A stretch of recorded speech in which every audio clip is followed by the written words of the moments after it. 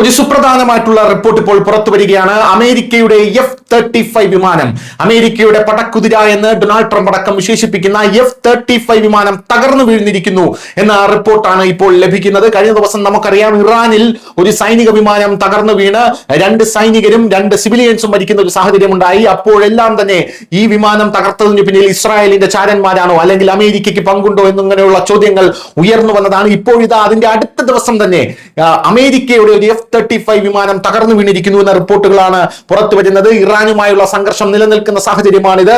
അതിനിടയിലാണ് ഈ വൻ അപകടം ഉണ്ടായിരിക്കുന്നത്. അമേരിക്കൻ F-35 യുദ്ധവിമാനം തകർന്നു വീണിരിക്കുന്നു. അത് തുർക്കിയിലാണ് തകർന്നു വീഴുന്നത് എന്നുള്ള റിപ്പോർട്ടാണ് ലഭിക്കുന്നത്.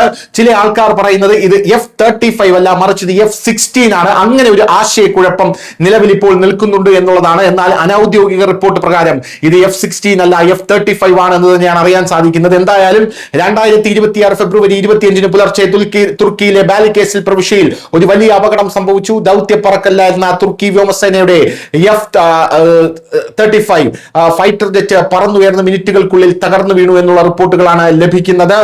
എന്തായാലും പൈലറ്റ് മേജർ ഇബ്രാഹിം ബൊലാട്ട് ഈ ദാരുണമായ അപകടത്തിൽ മരണപ്പെട്ടു എന്നുള്ള റിപ്പോർട്ടുകളും പുറത്തു വരുന്നുണ്ട്.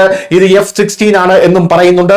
2026 ഫെബ്രുവരി 25 പുലർച്ചെ പടിഞ്ഞാറൻ പ്രവിശ്യയിലെ ബാലിക്കസിലെ 9ാമത് മെയിൻ ജെറ്റ് ബേസിൽ നിന്നാണ് യുദ്ധവിമാനം പറന്നുയർന്നത് നിമിഷങ്ങൾക്കുള്ളിൽ വിമാനത്തിന് റഡാറും റേഡിയോ ബന്ധവും നഷ്ടപ്പെട്ടു. ബാലിക്കേസിന് അടുത്തുള്ള ഇസ്താൻബുൾ ഇസ്മീർ ഹൈവേക്ക് സമീപം ജെറ്റ് തകർന്നു വീണു. അപകടം വളരെ ഭയാനകരമായിരുന്നു.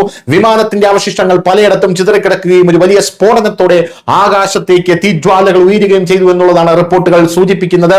ഹൈവേയിലൂടെ കടന്നു പോകുന്ന ഒരു കാറിന്റെ ഡാഷ് ക്യാമിലാണ് അപകടം പതിഞ്ഞത്. വീഡിയോയിൽ ജെറ്റ് വളരെ വേഗത്തിൽ വീഴുന്നതും തുടർന്ന് ഒരു വലിയ സ്ഫോടനം നടക്കുന്നതും കാണാം. ഭാഗ്യവശാൽ ഹൈവേയിൽ ഒരു സാധാരണ പൗരനും പരിക്കേറ്റിട്ടില്ല. രക്ഷാപ്രവർത്തകർ ഉടൻ സ്ഥലത്തെത്തി രക്ഷാപ്രവർത്തനം ആരംഭിച്ചു എന്നുള്ളതാണ് മറ്റൊരു പ്രധാനപ്പെട്ട കാര്യം. അപ്പോഴേക്കും പൈലറ്റിന് ദാരുണാന്ത്യം സംഭവിച്ചിരുന്നു എന്നുള്ളതാണ് പ്രധാനപ്പെട്ട കാര്യം എന്ന് പറയുന്നത്.